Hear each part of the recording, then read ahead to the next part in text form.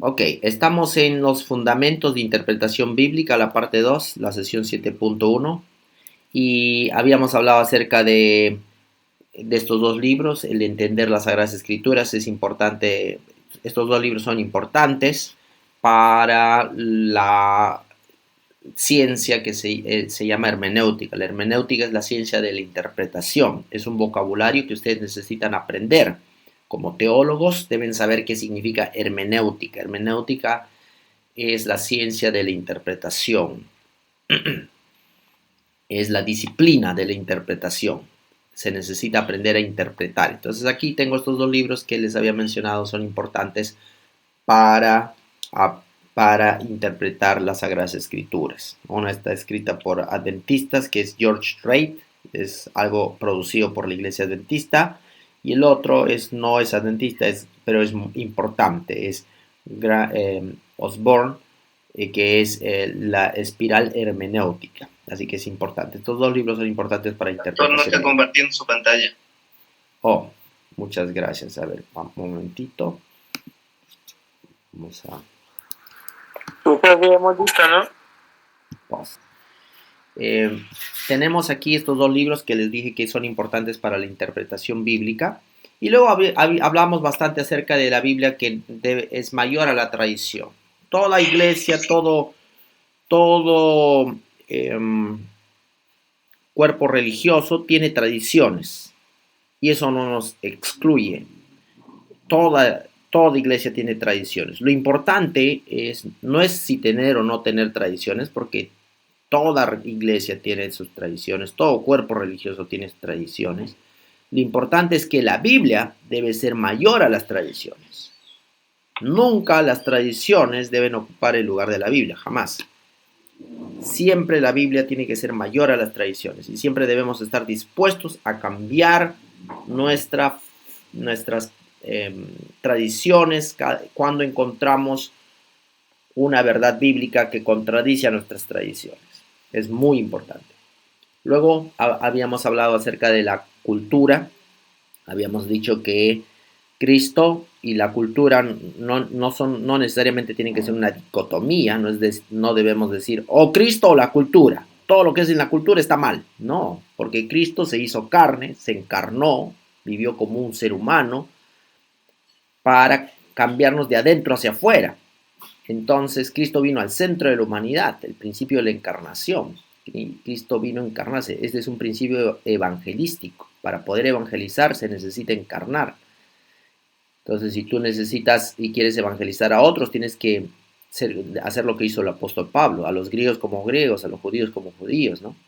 Entonces, Cristo vino y se encarnó, comió la comida de los seres humanos, habló el lenguaje de los seres humanos, esos son elementos culturales. Y Jesús pudo transmitir su lenguaje, su palabra, perdón, y transformar la cultura. Cuando Cristo está dentro, Él transforma la cultura. Y habíamos dicho que toda cultura tiene elementos, la cultura no es un monolito, la cultura es dinámica, cambia todo el tiempo y tiene aspectos positivos y tiene aspectos negativos. ¿Qué cosa tenemos que hacer con los aspectos negativos, queridos alumnos? De nuestra cultura o de cualquier cultura. Desechar, sacarlo, eliminar. Simplemente no poner en práctica esos elementos negativos de la cultura. Tenemos que practicar los elementos positivos, pero no podemos desechar la cultura completamente, ¿cierto? Entonces, esto es muy importante entender, por favor, es muy importante. ¿Por qué? Porque a veces nosotros pensamos que todo lo que tiene que ver con la cultura está mal. No, es imposible vivir sin cultura. Nosotros vivimos con cultura desde el momento que nacimos, empezamos a desarrollar una cultura, empezamos a aprender una cultura que está alrededor nuestro. El lenguaje de mamá, las canciones que nos dan las primeras memorias de nuestra infancia son parte de nuestra cultura. ¿Ok? Entonces, lo importante no es decir, no es eliminar la cultura, no, jamás, eso Cristo nunca hizo, jamás eso sucedió. Pero Cristo tiene que ser el centro y la Biblia tiene que ser el centro de la comunidad de la cultura. Muy bien. Vamos a ir al último aspecto que es la Biblia es prueba de las experiencias. Y aquí viene un asunto que es importante recordar. Este hombre que ustedes están viendo aquí a la izquierda, a ver si alguien apaga su micrófono, alguien tiene el micrófono prendido, por favor, si lo apaga. Este hombre, Clever, pastor. Ya, Clever, a ver si lo apagas. Tenemos aquí a San Antonio de Abad. Por si acaso, San Antonio de Abad, sé que ustedes han escuchado, han visto instituciones que posiblemente tienen el nombre de San Antonio de Abad. Y algunos lo consideran santo, ¿no es cierto? Por eso es San Antonio, ¿no? Dice San Antonio de Abad. Ok. Él no era católico. No era católico. Algunos piensan, este es católico. No, no. En la historia de la iglesia, San Antonio de Abad era un monje antes que el catolicismo se consolidara. El catolicismo se empezó a consolidar más allá del año 300. San Antonio vivió antes de esa época en el cual el catolicismo se empezó a consolidar. Pero bueno, eso es tema de historia de la iglesia. Lo que quería decir es que San Antonio de Abad, él se fue al desierto y así como muchos otros cristianos en aquella época, decidieron alejarse de la sociedad. Él se quiso alejar de la sociedad. Y miren lo que le pasó a San Antonio Abad. Él quiso alejarse de la sociedad para estar más cerca de Dios. Y dice que se fue a las montañas, a los lugares más recónditos. Y aunque se iba a los lugares más recónditos para alejarse de la sociedad, ahí lo perseguía Satanás. Claro, por supuesto, ¿no? Satanás te va a perseguir donde sea que tú estés. Él pensaba que alejándose de la sociedad, Satanás tal vez lo iba a dejar tranquilo. Pero no importa dónde él iba, él era un ermitaño, alguien que se iba a los lugares solitarios. No importa dónde él iba, ahí lo perseguía Satanás. Y también ahí lo perseguía la sociedad. ¿Por qué? Porque no importa dónde iba, dice que así como Satanás lo perseguía para tentarlo, también lo perseguían discípulos que querían aprender de él más acerca de las lecciones del cristianismo. Así que no importa dónde se iba, siempre lo seguía por ahí un cristiano que quería aprender de él. Así que San Antonio de Abad se alejaba de la sociedad para escapar del pecado, pero lo seguía Satanás y lo seguían también los discípulos. Hasta que un día él aprendió que era imposible escapar completamente y decidió vivir con los discípulos cristianos y enseñarle lo que él aprendía a cambio de que lo dejen a él un poco tranquilo para que él pueda dedicarse a la meditación. Bueno, ahora aquí viene un asunto, porque ahora hay que analizar. Esta fue la experiencia de San Antonio de Abad. ¿Fue la experiencia de San Antonio de Abad una experiencia buena o mala? ¿Qué dicen ustedes? Mala, profesor. Mala, ¿por qué? Porque a veces nosotros queremos huir y no siempre la mejor opción es huir, sino enfrentar los problemas, las dificultades, no escapar. Ok, muy bien. ¿Alguna otra opinión? Gracias. ¿Otra opinión? Creo que el pastor estaba alejándose de la sociedad, creyendo que dejando la sociedad iba a concentrarse mucho más en estudiar la Biblia y estar con Dios, ¿no? Y creo que estaba haciendo lo incorrecto a lo que estamos estudiando, dejar nuestra cultura para seguir a Dios, en vez que San Antonio de Abad pueda influir con su conocimiento en la cultura, a su sociedad. Ok, interesante, muy bien, muy Pastor, bien. Yo veo un lado positivo allí también. ¿Cuál es el lado positivo? El lado positivo es que si él no se hubiera alejado, también él no se hubiera dado cuenta quizás de que hubiera podido enseñar a más personas, porque allí se da cuenta que tenía que seguir con esa misión y regresar, pero con mucha más fuerza. Ah, interesante, el alejamiento lo hizo volver, ok, interesante concepto, ok. ¿Alguien más quiere opinar? Sí, concuerdo con lo que dijo Elvis. A veces Dios permite que vayamos al desierto de nuestra vida para darnos cuenta del propósito que Él tiene para cada uno de nosotros, ¿no? Y bueno, la misión, por más que a veces la sociedad sea mala o muchas cosas, la misión es poder involucrarnos con ellos y llevarles el mensaje de esperanza, ¿no? Tal como lo hizo Cristo, sin acepción de personas. Ok, interesante, muy bien, gracias. Bueno, aquí viene algo interesante.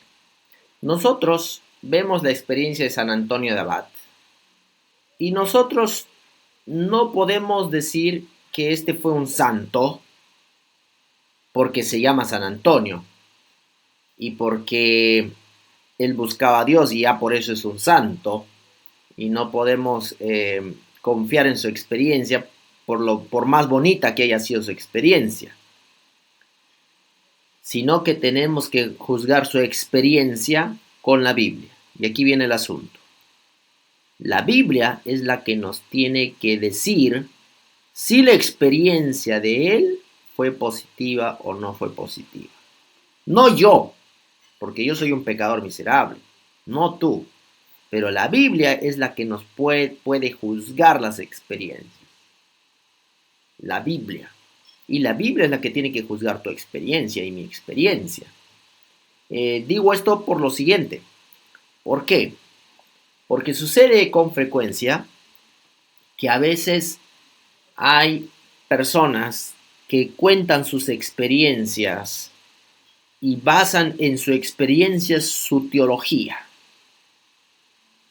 Les voy a poner un ejemplo. Un joven dice que está enamorado de una señorita. Esta es una historia que es conocida. Y ora al Señor. Y le dice, Señor, la chica que se siente al frente de mi mesa a comer conmigo, esa será mi esposa.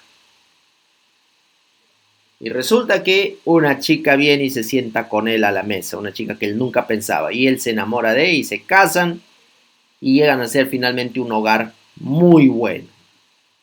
Ok, ahí está esta experiencia. Ahora, yo voy a tomar esa experiencia que pasó esta persona y voy a decir, así tiene que ser. Lo que yo tengo que hacer para conseguir una esposa es orar y voy a hacer exactamente lo mismo. Me voy a sentar a la mesa a comer un día y voy a decir, Señor, la mujer que se siente conmigo aquí, una mujer soltera que se siente conmigo a comer, esa va a ser. ¿Les parece que esa sería una manera correcta de practicar y de practicar el cristianismo y de aprender de las experiencias de otros? ¿Ustedes qué dicen? No, no, pastor, porque depende de la relación con Dios que tengas. Ok. Pastor, ¿Sí? también es como que nosotros decimos, ya, voy a abrir las Sagradas Escrituras y donde me toque, eso es lo que Dios quiere decirme. Es igual, profesor. Claro, claro. Entonces, nosotros no podemos basar nuestro aprendizaje cristiano en las experiencias de otros, o incluso nuestras propias experiencias. Nosotros debemos basarnos en la Biblia. La Biblia es la que prueba las experiencias. Entonces, ¿qué aprendemos en el caso de San Antonio de Abad? Voy a la Biblia y en la Biblia encuentro que Jesucristo, que es nuestro ejemplo, Jesucristo se alejaba de la sociedad o se unía a la sociedad. ¿Qué encuentran en Jesucristo? A ver. Solamente dice que se apartaba unos momentos para entrar en comunión con su Padre Celestial. Era como revitalizar sus energías, pero volvía siempre a la sociedad porque ese era su punto principal, su misión por la cual él había venido a la tierra. Ah, interesante. Es decir... Se fue primero al desierto 40 años, pastor. Se fue al desierto 40, no 40 años, 40 días, ¿no? 40 días. Se fue al desierto 40 días, es decir, Jesús tenía ambos elementos, el elemento solitario, en el cual Jesús buscaba la compañía de su Padre en solitario, pero también tenía el elemento público. También.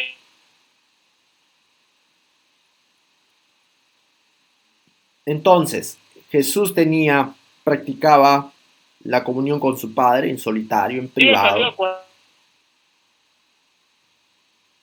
Y también practicaba la comunión antes de comenzar su ministerio.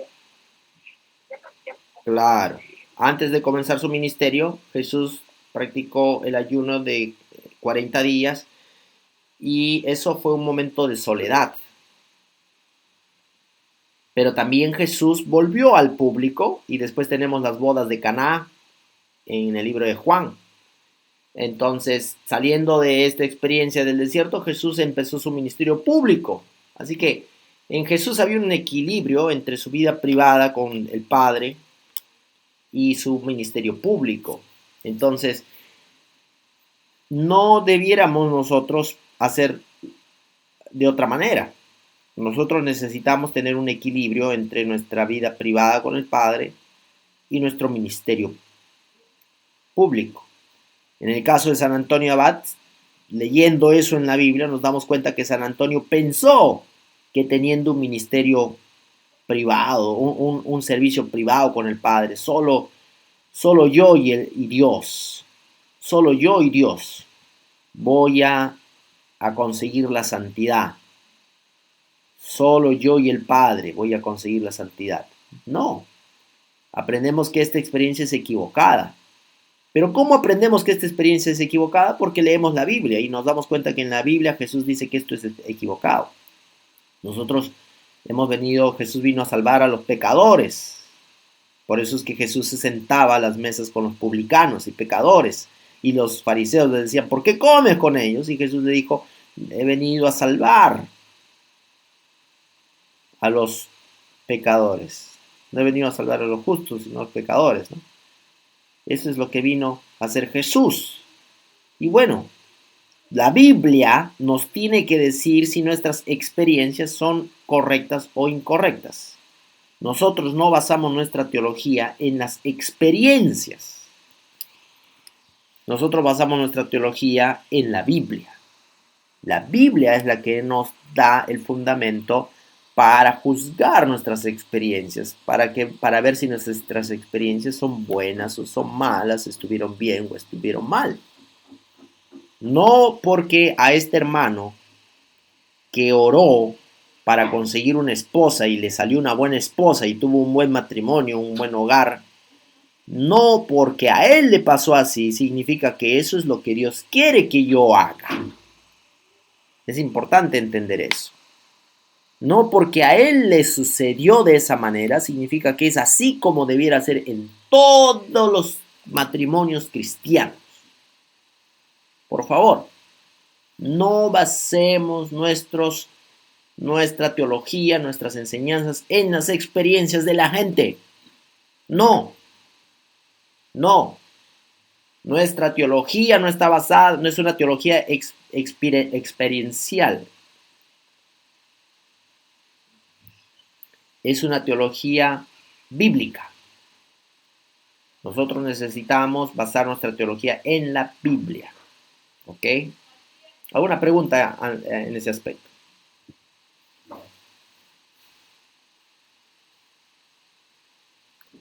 Ninguna. Ok. Es importante que me digan algo porque de lo contrario voy a pensar que mi computadora se colgó y de repente estoy hablando en el vacío. Eso había estado. Ya, ok. Sí. O sea, mayormente lo que es la teología basada en la Biblia es todo, podemos encontrar, se podría decir, quizás en otros ejemplos o otras pruebas también en diferentes personajes, pero creo que el mayor ejemplo es el centro en la Biblia, que es Cristo, ¿no? Así es. Por ese motivo, cuando predicamos, yo siempre repito a todos nuestros pastores y a todos nuestros líderes de iglesia, por favor, dejemos de predicar experiencias personales. No estoy diciendo que sean malas. Está bien que cuentes una historia u otra historia de tu experiencia personal, pero a mí me apena cuando el pastor o el líder que está predicando no utiliza su Biblia para predicar y solo cuenta sus experiencias. Eso está completamente equivocado. Nuestra teología está basada en la Biblia, no en las experiencias. ¿Ok? Ok, vamos a ir al siguiente punto aquí. Oh, parece que se me... Ah, ya. Estaba asustado. Vamos a volver acá. La Biblia no es filosofía, pero contiene las verdades más sublimes. Esto es algo interesante. ¿Cuál es la relación entre Biblia y filosofía? Por un lado tenemos la Biblia y por otro lado tenemos la filosofía. ¿Ok? ¿Cuál creen que sea la mayor diferencia entre ambas?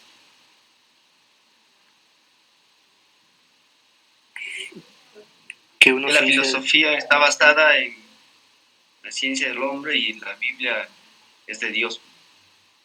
¿Ok? ¿Otra opinión? La Es un pensamiento humano y la Biblia es divina. La Biblia está revelada por Dios y la filosofía solo estudia la razón del ser humano. A ver, escuché a Erika que quería opinar. Vamos a darle opinión a las damas. A ver.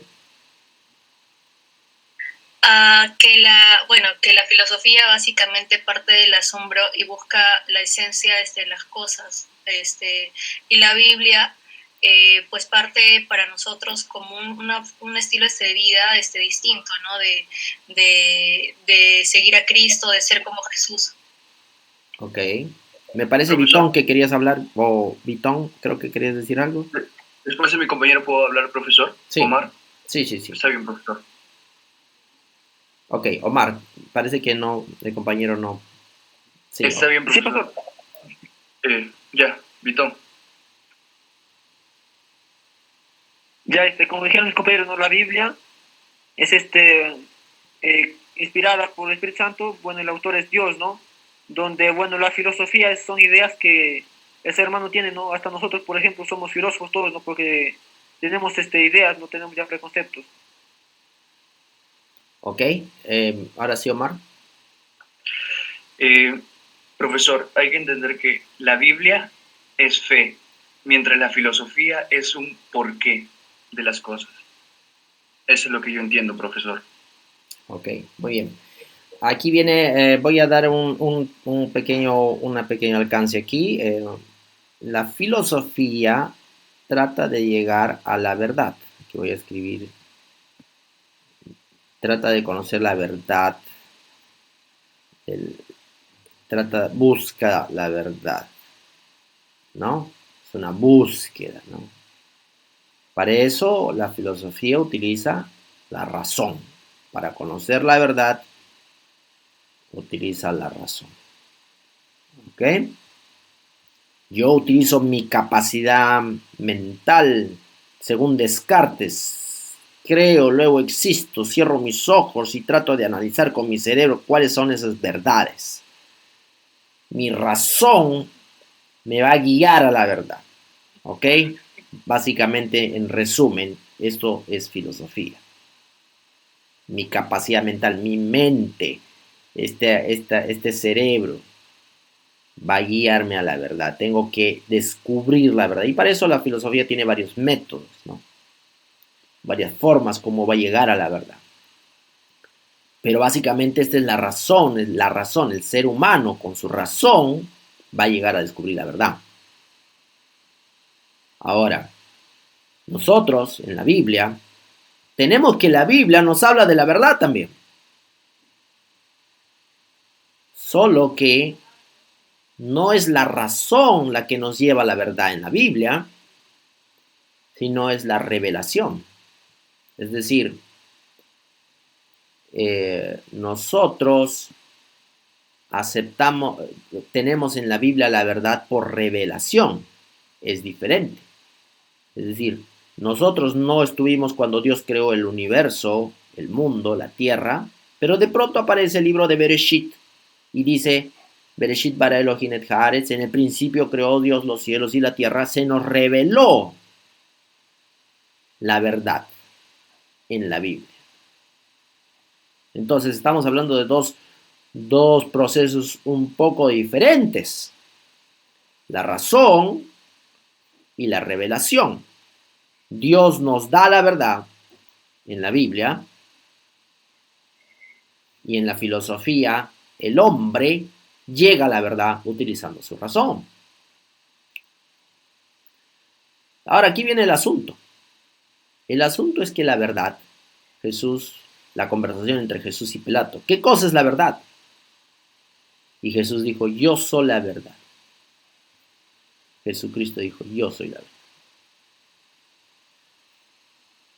En otras palabras, yo diría, desde mi punto de vista, que la filosofía está intentando llegar a Jesús por medios humanos, por medios completamente humanos, utilizando la razón. Pero en la Biblia se nos da a Jesús a través de la revelación. Entonces, si bien es cierto, la Biblia no es filosofía, pero contiene las verdades más sublimes por revelación, porque Dios las reveló.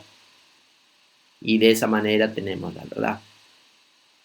Mientras que la filosofía, yo tengo que utilizar mi razón humana para poder llegar a esa verdad, que muchas veces ocurre que no llego a esa verdad, no llego.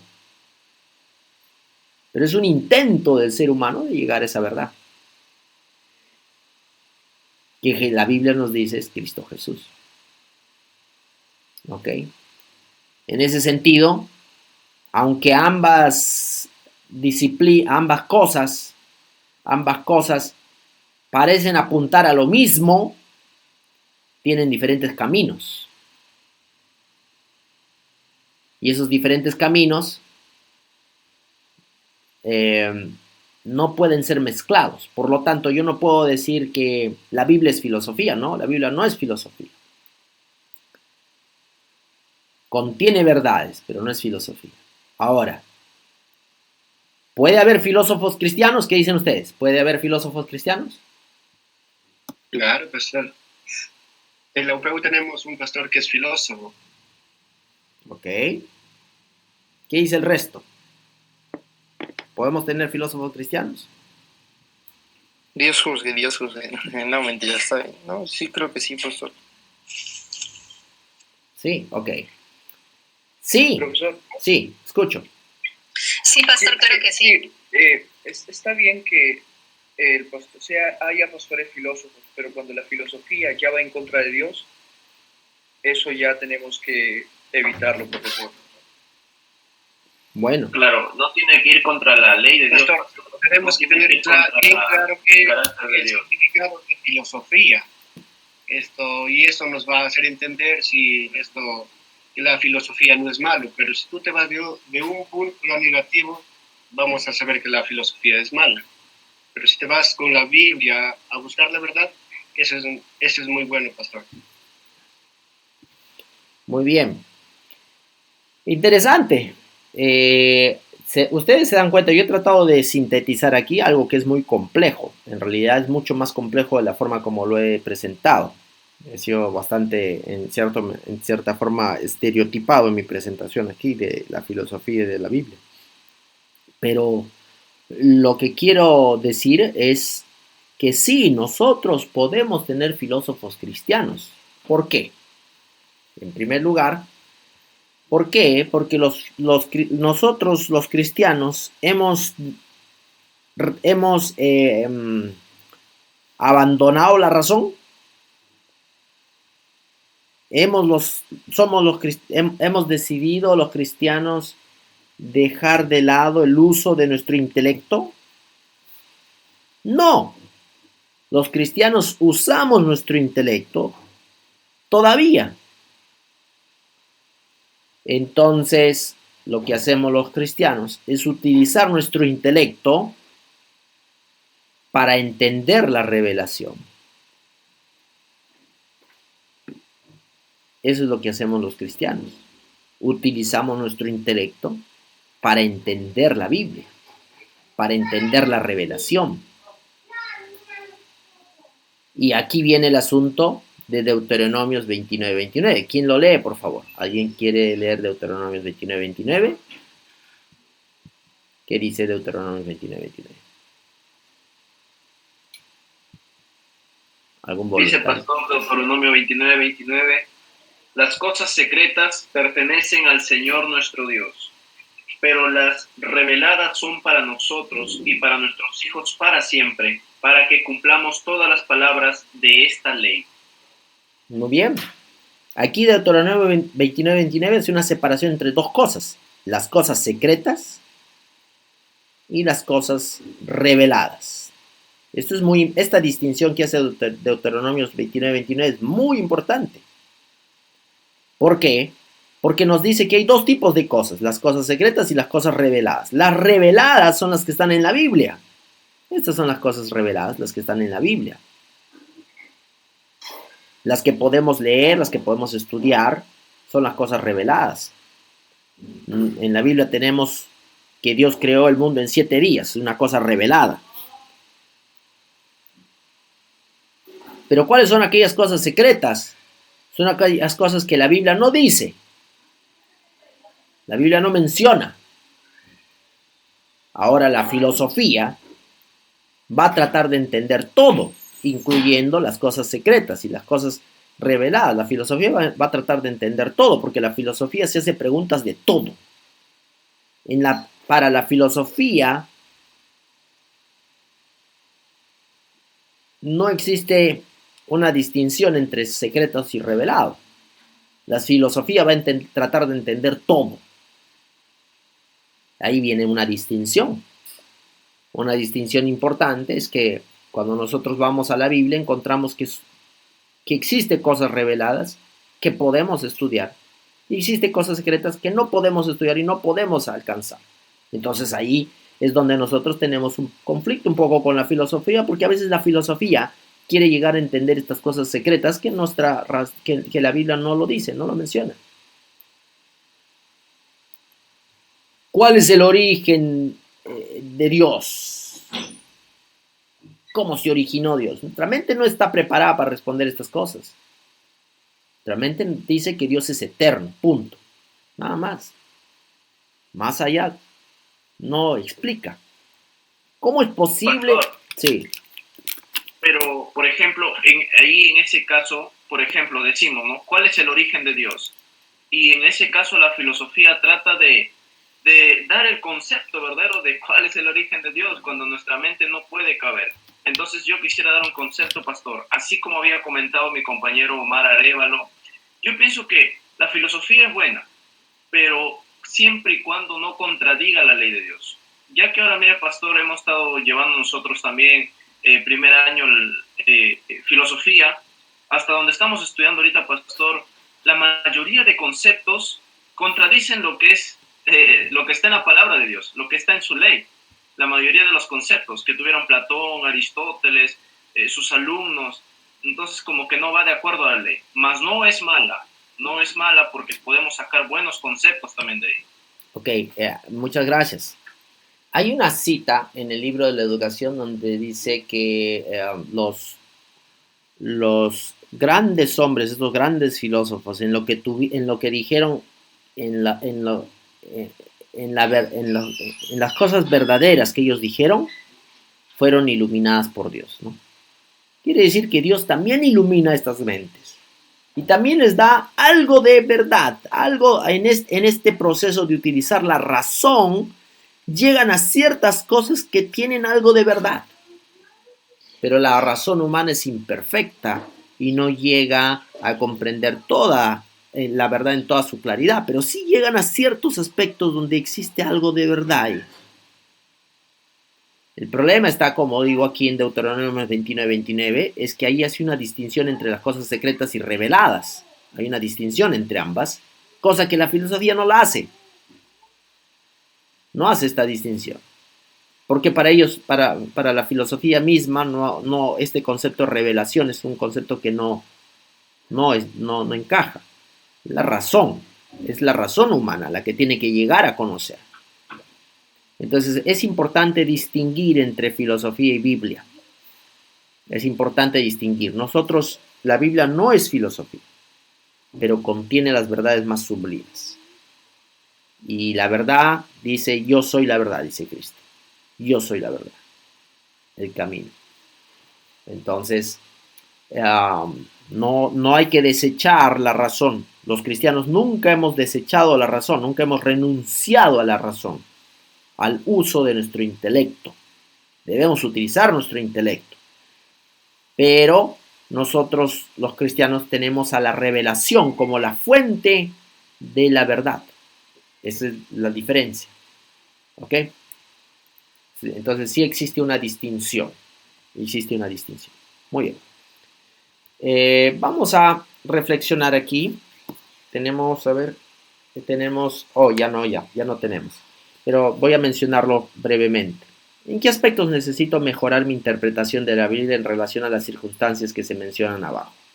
Cuando leo la Biblia, me doy cuenta que hay costumbres en el matrimonio, por ejemplo.